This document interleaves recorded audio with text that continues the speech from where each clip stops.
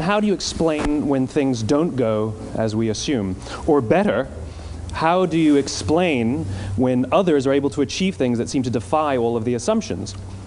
For example, why is Apple so innovative? Year after year after year after year, they're more innovative than all their competition. And yet, they're just a computer company. They're just like everyone else. They have the same access to the same talent, the same agencies, the same consultants, the same media. Then why is it that they seem to have something different? Why is it that Martin Luther King led the civil rights movement? He wasn't the only man who suffered in a pre-civil rights America, and he certainly wasn't the only great orator of the day. Why him? And why is it that the Wright brothers were able to figure out controlled powered manned flight when there were certainly other teams who were better qualified, better funded, and they didn't achieve powered manned flight, and the Wright brothers beat them to it? There's something else at play here. About 3.5 years ago, I made a discovery.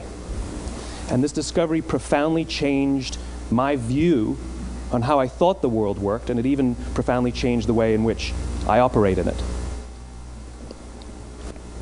As it turns out, there's a pattern. As it turns out, all the great and inspiring leaders and organizations in the world, whether it's Apple or Martin Luther King or the Wright brothers, they all think, act, and communicate the exact same way, and it's the complete opposite to everyone else. All I did was codify it. And it's probably the world's simplest idea. I call it the golden circle.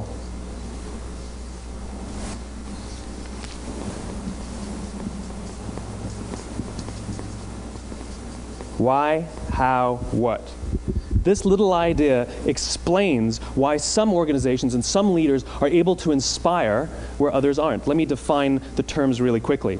Every single person, every single organization on the planet knows what they do, 100%.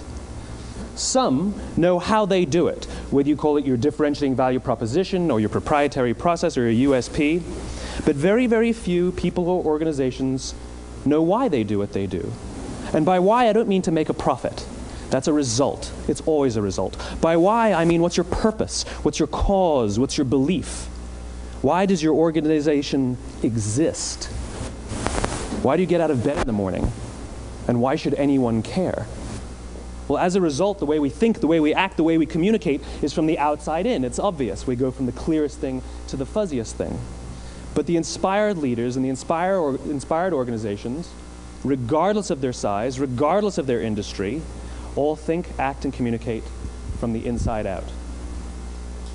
Let me give you an example. I use Apple because they're easy to understand and everybody gets it.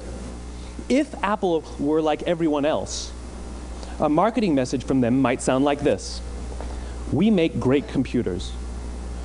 They're beautifully designed, simple to use, and user-friendly. Want to buy one? Meh. And that's how most of us communicate. That's how most marketing is done, that's how most sales is done, and that's how most of us communicate interpersonally. We say what we do, we say how we're different or how we're better, and we expect some sort of behavior, a purchase, a vote, something like that. Here's our new law firm. We have the best lawyers with the biggest clients. We have, we always perform for our clients, do business with us. Here's our new car. It gets great gas mileage. It has, leather seats. Buy our car. But it's uninspiring. Here's how Apple actually communicates. Everything we do, we believe in challenging the status quo. We believe in thinking differently. The way we challenge the status quo is by making our products beautifully designed, simple to use, and user-friendly. We just happen to make great computers. Want to buy one? Totally different, right?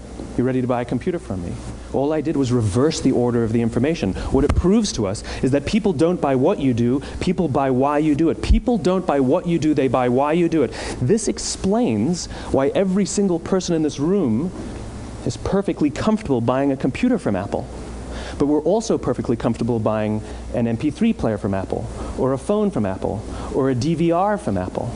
But as I said before, Apple's just a computer company. There's nothing that distinguishes them structurally from any of their competitors. Their competitors are all equally qualified to make all of these products. In fact, they tried. A few years ago, Gateway came out with flat-screen TVs. They're eminently qualified to make flat-screen TVs. They've been making flat-screen monitors for years. Nobody bought one.